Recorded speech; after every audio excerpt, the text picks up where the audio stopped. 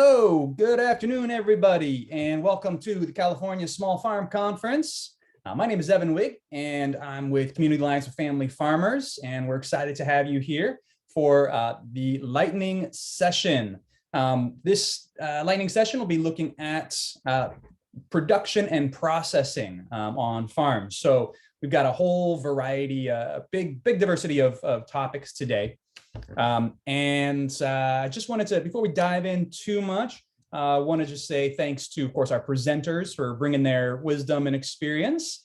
And of course, to our sponsors who help make this event possible. This session is being recorded.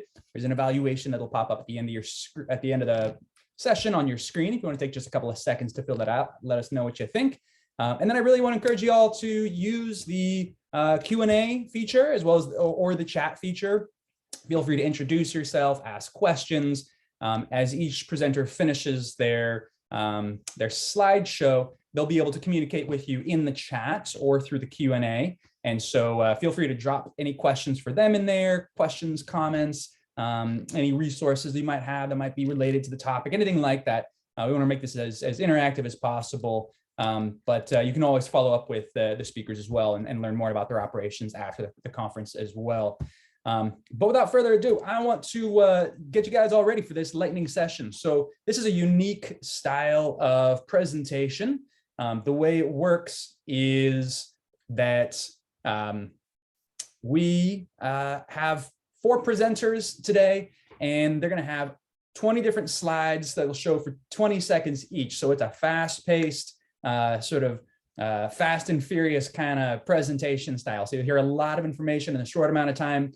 We hope to keep it fun and engaging, and we hope you learn a lot. So kudos to you all for giving this format a try. And we're going to go ahead and kick things off with Colin from Archi's Acres, who's going to be telling us about hydroponics and aquaponics. So Colin, you want to take it away? Sure. Thanks, Evan. Thanks everybody for attending. Again, my name is Colin with Archi's Acres. I'm located in San Diego, here to talk about organic hydroponics. And that means a lot of things to a lot of various people. And I'm just going to describe what it means to us and how we got here. And I'll start with how we got here. We started as an avocado farm. And in about 2005, 2006, San Diego County has always been reliant on imported water. But around the 05, 06 timeframe, where we were getting a significant amount of water from the Sacramento Delta, that water was essentially cut off. And we've seen prices of water skyrocket since. And also since that time, we've been seeing growing number of imports of avocados from Mexico and other places. And so there's been a downward pressure on avocado prices, as well as upward pressure on inputs, specifically water, which is a big issue for us in a water reliant county like San Diego. And so we made the decision that we needed to change what we're doing if we wanted to stay viable as a farm.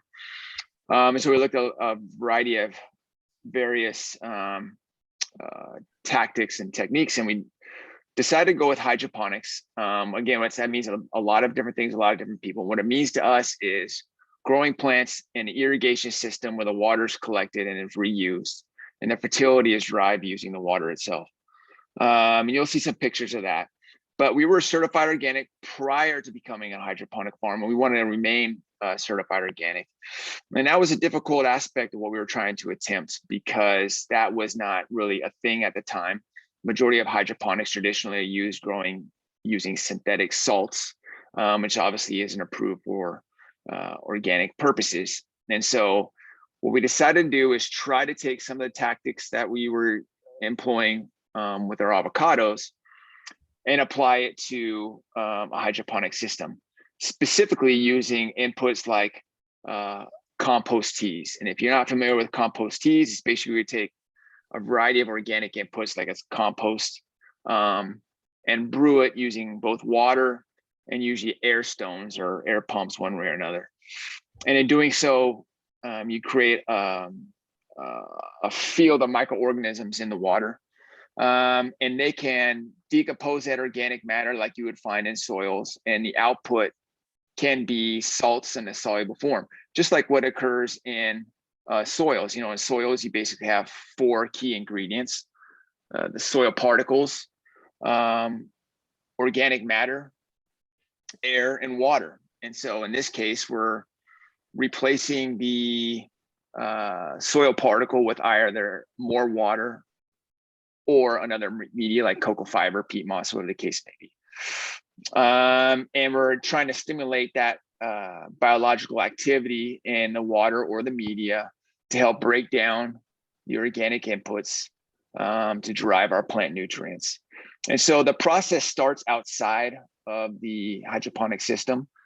You'll see here coming up a couple pictures of the brewing process.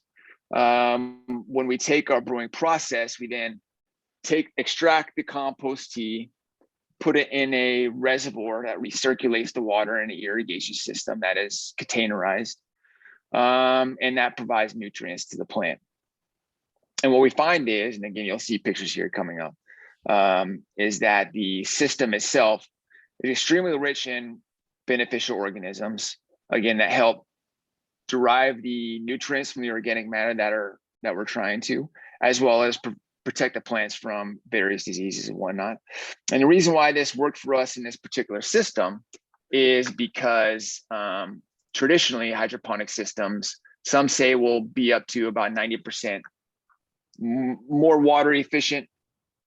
That's speculative. Again, it depends on what type of system you're using and so forth, but they're very water independent compared to traditional agricultural purposes, specifically with regards to our avocado farm, which is extremely water dependent and we use large volumes of water, particularly because when we irrigate avocados, we like to leach the salt below the root zone on every irrigation cycle because they are extremely salt intolerant.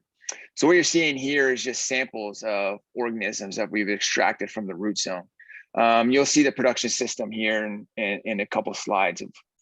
We primarily grow in a system called nutrient film technique. Nutrient film technique is basically long pipes with holes drilled out of the pipe. We sow our seeds in plugs like a lot of traditional organic farmers do. When the plugs mature, we then transplant those plugs into the NFT. The water circulates and the roots grow out of the media of the plug into the water itself. And that's where we find these organisms cultivating, because water will pool behind the root zone. And is assuming we are able to keep enough dissolved oxygen in the water itself. And this is critical for aquaponics growers as well. You can create a thriving environment for microorganisms to thrive. That's what we've done here. And again, the key is to reduce water consumption, which in San Diego County we're paying over $2,200 an acre foot at this point, and growing. B, it also helps us typically reduce our time to market. We've combined our hydroponic systems. About 90% of our hydroponic systems are in greenhouses. So the two combined with the controlled environments along with the hydroponic system helps increase growth rates and help us get product to market faster, increasing yields, increasing revenues, while hopefully decreasing our expenditures. The other critical thing about hydroponics is our footprint between the farm and the market. Because we're able to increase yields per acre traditionally, and because we're not reliant on fertile grounds, we're able to grow in many cases a lot closer to market. This reduces the overall carbon footprint in regards to transportation, refrigeration, and so forth. And in some cases allows us to grow crops that maybe you wouldn't find in these types of regions. So here in this picture, you see tomatoes just planted in cocoa fiber. You can see how the containers are set on a water collection system. So we're using a standard drip irrigation system, but the water is being collected and recirculated.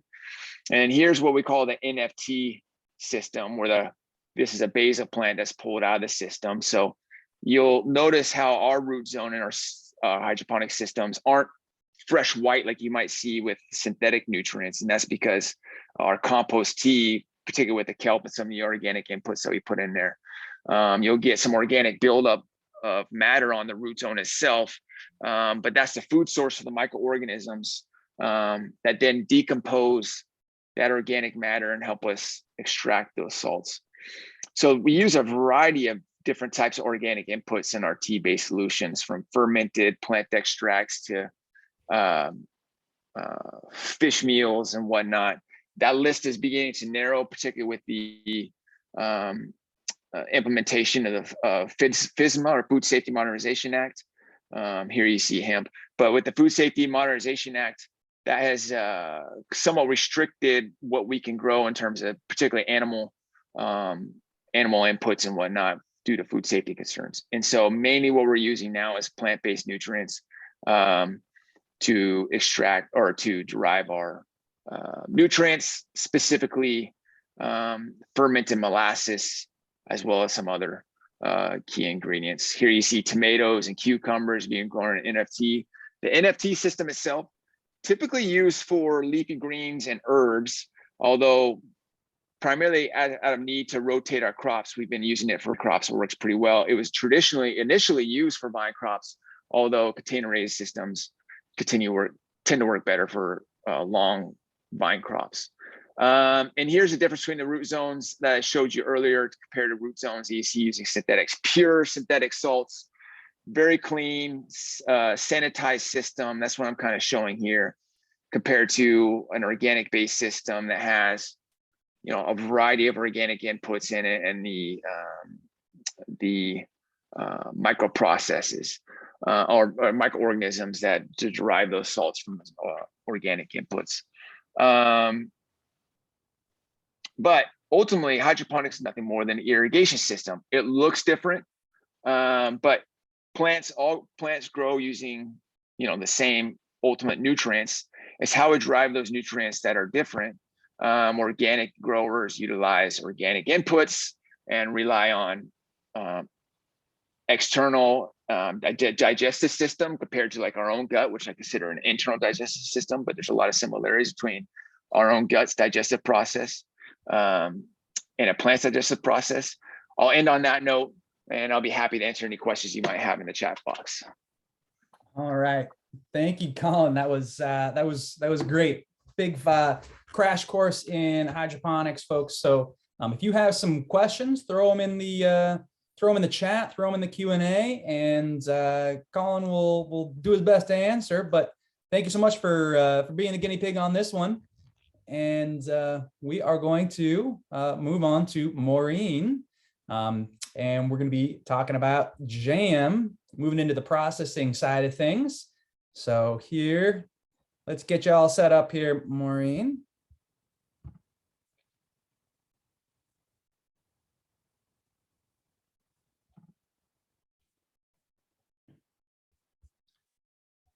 All right, and there you go. Take it away. There, now I'm off of mute. So, hi, my name is Maureen Claffey. I'm the owner of Red Hen Cannery and Foley, and a member of my family's Foley farm. I want to talk to you today about how you can use California's cottage food laws to make jams and dried fruit from your farm's produce. This is a valuable way to add income, another revenue stream to your farm. It's fun, and I'm basically going to share with you my story of how I got from kind of conceiving of the idea to where I'm at now. So just as a little background on me, here's our Red Hen Cannery jam. We sell it only exclusively at farmers markets in Santa Barbara. We've actually narrowed down things. We do 2 markets a month at the Santa Barbara Downtown Farmers Market. We usually have around 6 flavors there, and we usually also sell produce. So I started out in 2011. I was a nonprofit administrator. So here's my desk from that sad day. And I never really enjoyed working in offices, but it was kind of a means to an end at that point. I needed a job at that point because I was pregnant and needed stability and benefits and all of those things. So as you can see the sweet peas from the farm. So in 2012, there's my daughter. She was born, and I found myself in a hostile work environment there at the nonprofit. and my boss actually walked in on me while I was pumping breast milk, and I knew it was just not the place I wanted to be anymore. So I left. But at that point, with this young daughter, my daughter there, it was kind of like, what do I do now? And I was able to get a job as a farm educator for Fairview Gardens, the famous Fairview Gardens in Goleta, working as a farm educator. And at the end of the year, again, the grant money ran out for that position. And I thought, well, I love working on a farm, but why aren't I working on my family's farm? So we have an avocado ranch, about a 10-acre avocado ranch in Carpinteria, and we've been growing avocados since the 1860s. So I talked to my parents, and we thought, well, what are some things we could make with our extra produce? And I fell in love with the idea of like fancy popsicles. And so Ono Pops in Hawaii, I don't know if any of you have ever had them. They gave me an internship. I had a tiny daughter, and I learned how to make fancy popsicles. But then I came back from Hawaii. That was only a 4-day thing, and I realized, well, I got these kids that I got to take care of, and popsicles melt. I had to buy a $10,000 piece of equipment. At that point, the cottage food laws had just passed, which allow you to make certain things in your home kitchen without, a lot of arduous processing. So I started to think about making jam, which is something that my family had made. So these are beautiful Santa Rosa plums. We have one Santa Rosa plum tree that just goes off.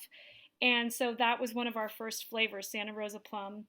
And it just kind of grew from there. So as the crops came in that summer and I was using the cottage food law to make jam in my home kitchen, I just started doing more and more flavors.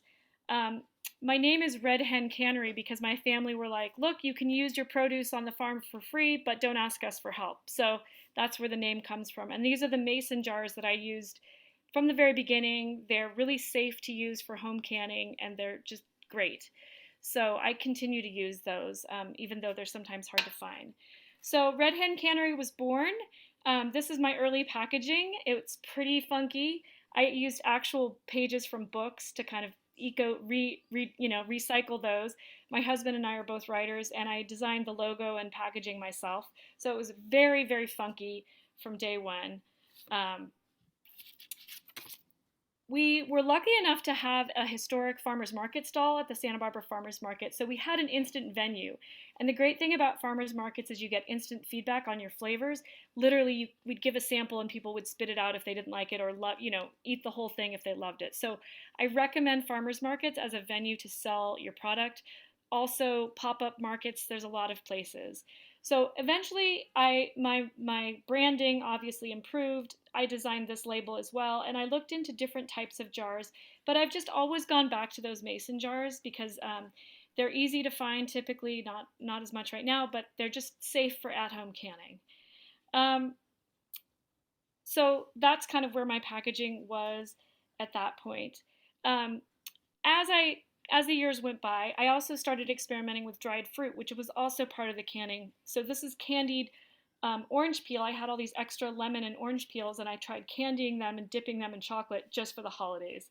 It was a lot of work for not a lot of pay, so I didn't succeed with the candied fruit dipped in chocolate, but I offered that idea up. I also started entering awards. So in 2016, 2017, I won a Good Food Awards for my heirloom tomato jam and got to meet Chef Alice Waters from Chez Panisse. So it was super exciting. And awards are a great way to get kind of free marketing. So I definitely, the other one is called Dalmain International Marmalade Awards with Paddington, and I've won some awards there. So I recommend awards. And then as I grew, I also needed help. So I started employing my friends' kids to help me with wrapping jars. They were high school students, and then pretty much anyone. So I ended up with about 5 employees, and I'm learning how to manage employees and fill out tax forms and do payroll and the whole 9 yards. It was really an exciting time of growth. And eventually I actually grew out of my little cottage food business and started renting a commercial kitchen. And you can see my packaging has evolved. I now use the pages from my husband and I's writing. So it's not recycled pages anymore, but we do still use writing. And so we were going pretty strong, gangbusters. We'd won awards. I had 5 employees. We had about, 6 figures in sales. And then the debris flow hit in 2018, and our farm and our house was devastated by the fire and the mudslide, which totally put an end to our sales for that holiday season. And of course, I'd gotten a loan, so everything abruptly came to a really, really harsh stop. You can see that that's mud that came right into our driveway. Luckily, no one was hurt and our house was okay. But basically, within 3 months, I had to fire all my employees, sell a bunch of inventory, sell our farm truck, and I didn't know if it would continue. This is the bridge near our house. You can see it's just devastated. And so actually this process in streamlining the business, also cannabis started getting grown next door. And anyways, I became an environmental activist as a result of the kind of neighborhood devastation. So now where we're at, you can see my kids are big. My husband is my primary salesman. We've stripped everything down, so it's just my husband and I. And we're just doing 2 farmers markets a month. We don't do any wholesale. And we found that it's actually more profitable and more fun for us. During the pandemic, people have wanted local food and our sales have been strong. And our product is like part of the community now, so we really enjoy that. So this is my contact information. I just went over a lot. Please feel free to email me if you'd like, or check out our website. The website on the bottom is also our my environmental activist.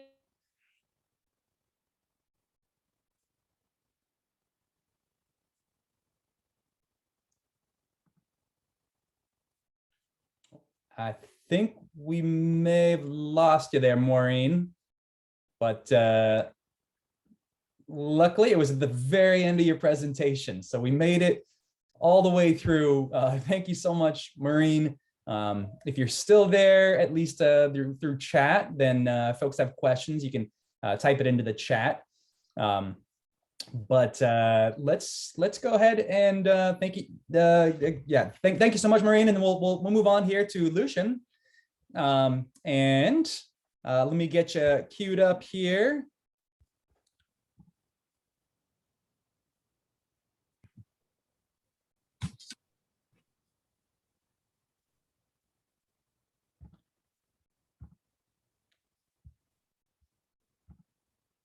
All right.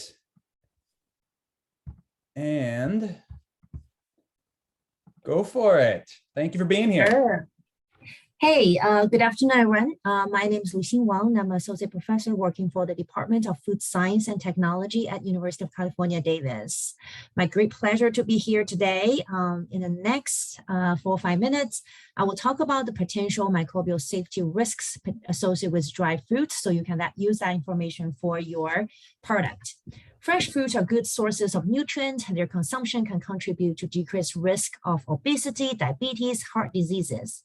Unfortunately, they are highly perishable and rank high on the list of food loss. Drying has been a traditional way to preserve fruits and an efficient way to reduce food loss.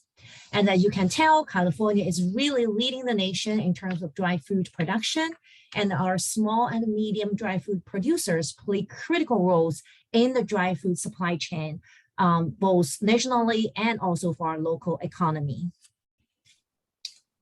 Food with water activity lower than 0.6 is named low moisture food. They do not support the growth of foodborne pathogens like Salmonella, Listeria, and norovirus. However, those pathogens can survive on low moisture food for months, even years. And there are 3 recent outbreaks associated with pathogen contamination in dry food. In this case, questions that need to be better addressed to protect dry food safety include how pathogens survive on dry food, what are the major factors determine the pathogen survival on dry food, and how can different pre-drying treatments and drying step mitigate the food contamination. What you can see on this slide represents the survival of different pathogens on dry foods using this dates as an example. As you can see that Salmonella survive better than E. coli 0157H7 and Listeria monocytogenes among all 3 of them. On this slide, we evaluate the survival of pathogen on different types of dry food, including dates, dried plots, and dried tomatoes. As you can see that the survival of Salmonella on dates is better than dried plots and tomatoes by showing the top line. We also evaluated how those preservatives present on your dry fruit impact the survival of pathogens. As shown on this slide, we see that Salmonella survive better on dried peaches made with sulfur treatment, which is the top line, and it's better than, and then they die off fast on peaches made without sulfur treatment. We also measure the total and free sulfur content during the storage of your dry fruit. As you can tell, both at refrigeration temperature and ambient temperature, the total and the free sulfur content didn't change much during storage. This is a slide we're trying to show you the survival of pathogens at different temperatures. Surprisingly, pathogens actually survive better at refrigerated temperature, like 5 degrees Celsius, than your ambient temperature, even though commonly we feel like we can actually store our dry fruit at ambient temperature, but actually in the refrigerator, they die faster. We also tried different pre-drying treatment because we noticed many of you guys using pre-drying treatment, like dipping in the syrup or dipping in the acid solution to preserve the color, to preserve the vitamins. That's why we want to see if they can also have some impact on the safety of dry fruit.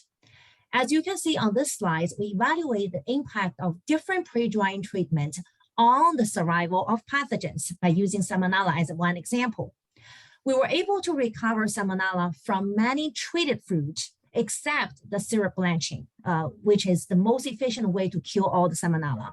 But unfortunately, Salmonella was able to recover from other treated fruits, from those acid solutions, even lemon juices. We were also able to recover Salmonella from the treated or used solution, means that there potentially has a cross-contamination efficiency if we use those pre-drying treatments and we don't have enough antimicrobials in it. This is a picture showing you the temperature change in the oven and dehydrator, because those two are commonly used by small and medium processors. The left one just showing you the temperature change inside the oven and dehydrator. You can see that temperature in the green, which is the dehydrator, is much stable than the oven. This one is showing you the pathogen control efficiency of oven and dehydrator. As you can see, oven drying and dehydrate drying can only eliminate about 1 log reduction, achieve 1.5 log reduction of the pathogens. Sun drying, on the other hand, rely both on temperature and the UV irradiation, right? So as you can see that the maximum temperature is reached around between 12 p.m. to about 3 p.m., which is the green line, while the humidity is higher at night, which is like around 11 or 12 a.m. That's kind of temperature. We also find that when you are using sun drying, the highest temperature of the fruit is reached at 3 p.m. And also, the lower the water activity of your dry fruit, the higher the temperature you will reach during the sun drying process. The yellow line is the high water activity one. The top one is the high water activity one. So we also found that sun exposure can definitely help you to eliminate the pathogens by using Enterococcus faecium as a surrogate here. However, we cannot rely sun drying as an efficient critical control step because you are drying it in an open environment. The dust, the wild animals may still cause contamination. So be aware of that, even though sun drying, the UV light can help you to kill some of the pathogens. So that's that one. And it's not advancing. Okay, anyhow, I think that's all my 20 slides. So overall, what I'm trying to say here is that, well, drying is a very efficient way to preserve your food, your fruits. However, pre-drying treatment, there are some risks if you are using acid solution. Syrup blanching is the most efficient methods, and a combination of pre-treatment and drying will do the best job for you. So try to use the combination of them so you can have the safer and quality dry fruit with even longer shelf life. Thank you all very much. I'm happy to address any questions you may have in the chat box. Great. Thank you so much, Lucian. That was speed science right there. If you have any questions for Lucian, drop them down into the chat or the Q&A. And she'll hopefully be able to stick around and answer some of those. So thank you so much for being here. Our last presentation is coming from Margaret Lloyd. We're going to be talking about something I'm very excited about learning. This is the one workshop I've been looking forward to most all conference. It's grafting tomatoes. So thank you so much, Margaret. And let me get you all set up here. Okay, you'll be sharing the screen? I will be, yep. Okay. Okay.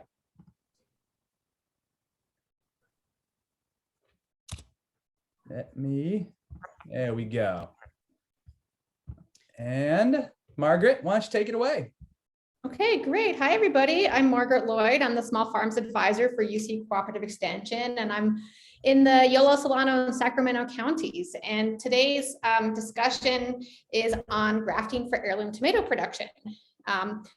It will advance on its own? It'll advance on its own. Mm-hmm. Okay. And so this is going to reflect several years of research. And so grafting is basically a tool to access genetic resistance. So when you have a scion that has fruit flavor, quality, texture, but it doesn't have the disease package, that's where grafting comes into play. So you can access all these resistance markers through your rootstock. And this is really to access the resistance to soil-borne pathogens. And this is a major issue. A lot of times people don't necessarily know it or know how to diagnose it, but soil-borne pathogens are ubiquitous and they can be devastating or just compromising. And so here's a list of the pathogens that are most commonly associated with the rootstock resistance: Fusarium wilt, race 1, 2, 3, Fusarium crown root rot, verticillium wilt, tomato mosaic virus, root knot nematode. And on the top, you can see the brandywine and Cherokee purple are all susceptible. And below, I've listed several of the rootstocks, and you can see HR is high resistance. So you want to know which diseases you're looking for resistance to. And this is just a subset of the package. I chose these based on these being the most common soil-borne pathogens. And remember that the resistance is only coming from the rootstock. And so, as you can see,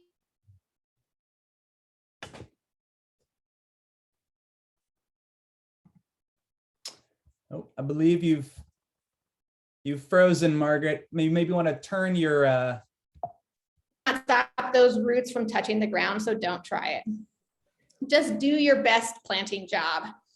And you will still have excellent resistance. You'll still have, 95 or more % of your roots protected with the resistance package.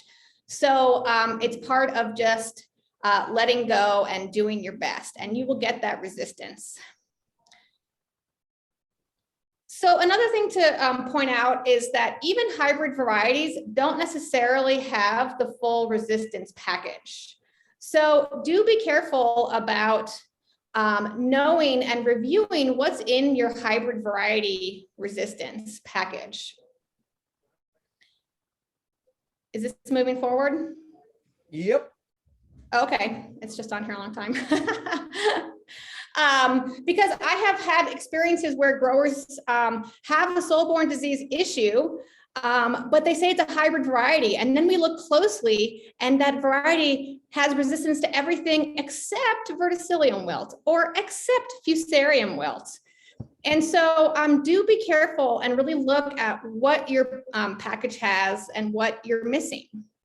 So here is some of the results.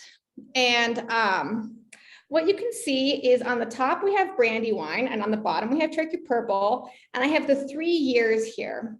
And so each of those lines represents, oh, can you go back to that? I think it got hung up and it was supposed to spend more time on that one.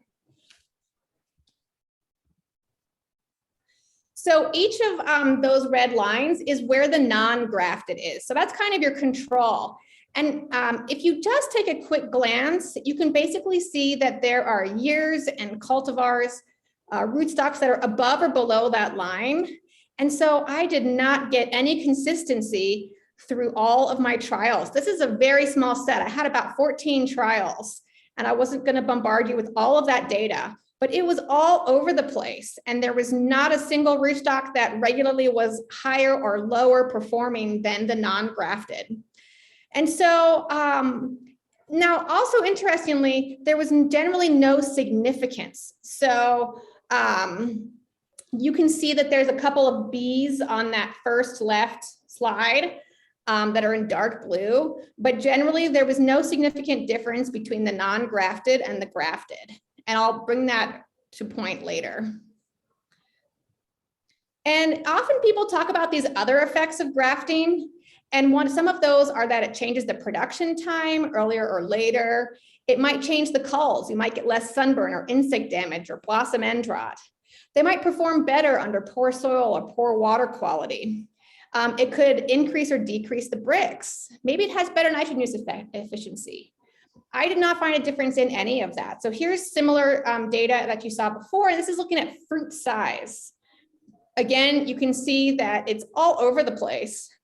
There was no consistency between cultivars and rootstocks and the impact on size. And I looked at many of those other factors and did not find any significant difference from sunburn to blossom end rot to culls, etc. So really the grafting was not impacting production. Now here I have exposed it to a disease. These first plants are vigorous and great big green leaves. You can't see the fruit because it's hidden behind all those leaves. And now I'm walking towards the area where that is not grafted. You can see light coming through, you can see fruit. It's not as tall. You can see the tops of the plants. And in this case, I had exposed the plants to the pathogen that causes Fusarium wilt, race 1 and 2. And the grafted plants still had this vigorous, healthy growth, and the non-grafted plants did not. And so this is the data from that trial. And you can see here that if you look on the bottom, you have the non-grafted almost all the way to the right. You want to see non-grafted, not the non-inoculated. And all of the rootstocks are better performing than that non-grafted. And in 2 cases, the Fortamino, those were significantly higher yields. And so this is the most convincing data for the role of grafting in heirloom tomato production when you have disease. So I'll be repeating this part of the trial moving forward. How much does these cost? The short of the long is that you're going to pay about $1 more per plant. The rootstock seeds, line 2, they cost 30 to 40, 50 cents per seed. So that is a huge cost. And then there's the labor to do the grafting, which is about 50 cents. And then some extra to make up for any loss. So when you do the quick back of the envelope calculations, you can see that you're paying about $1 more per plant. So, you know, whether you can afford that is really a question of how impactful is your disease issue. So in conclusion, I think there's a place for grafting when you're working with disease management. And that's something that many people are working with. So it has, I think, a great potential role, especially for organics, but even conventional farmers when dealing with disease management. So happy to talk more about this anytime, so you can reach out to me. And thank you for your attention. Thank you so much, Margaret, for giving that a go. And if you didn't catch that, Margaret is the small farm advisor through UC Extension. So she is a wealth of knowledge for small farms all over the state. She's based out in Davis. But if you're interested in learning more about grafting tomatoes, she's also a wealth of knowledge in a number of other from nitrogen to soil science and all other sorts of stuff. So she's a great resource. Check it out. Well, thank you guys so much for jumping in on this. And I hope you all have good luck in your jams and your dried fruits and your hydroponics and of course your grafted tomatoes. So thank you so much. We hope to see you at the next workshop. Thank you. Thanks, everyone.